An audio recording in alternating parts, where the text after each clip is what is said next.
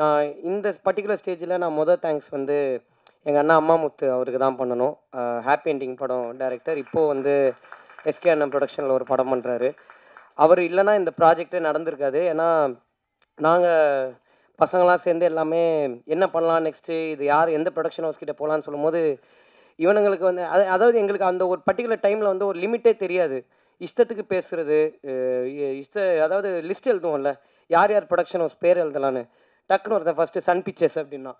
நான் திரும்பி பார்த்தேன். டேய் மனசாட்சியோட முதல்ல ஒரு லிஸ்ட் போடு அப்படின்னா. ஆனால் ஒரே ஒரு நல்ல விஷயம் இந்த யூத்ன்ற படம் எங்களுக்கு பண்ணதுன்னா, படம் நாங்கள் இன்றைக்கி ஒரு ப்ரொடக்ஷனில் பண்ணியிருக்கோம். இது நல்லபடியாக போயிருக்கு. ஆனால் இந்த படம் சன் பிக்சர்ஸுக்கிட்டேயும் நாங்கள் போய் கதைலாம் சொன்னோம். அவங்களும் எங்களை அப்ரிஷியேட் பண்ணாங்க. நாங்கள் நினச்ச ட்ரீம்ஸ் எல்லாம் எங்களுக்கு கடவுள் நடத்தி கொடுத்ததுக்கு நான் கடவுளுக்கு பெரிய நன்றி சொல்லிக்கிறேன். அந்த அம்மாமுத்துன்றவர் தான் என் ஃப்ரெண்டு கருப்பையான்னு ஒருத்தன் ப்ரொடியூஸ் பண்ண போகிறான். நீ அவன்கிட்ட போய் கதை சொல்லுன்னு சொன்னார். இன்றைக்கி அவர் இங்கே இல்லை. ஏன்னா அவருடைய படம் வேலையில் அவர் பிஸியாக இருக்கார். ஆனால் அண்ணன் நீங்கள் எவ்வளோ பெரிய விஷயம் என் லைஃப்பில் பண்ணியிருக்கீங்கன்னு உங்களுக்கு தெரியாது. உங்களுக்கு சாகுற வரைக்கும் நான் பெரிய நன்றியோடு இருப்பேன். ரொம்ப ரொம்ப ரொம்ப தேங்க்ஸ்.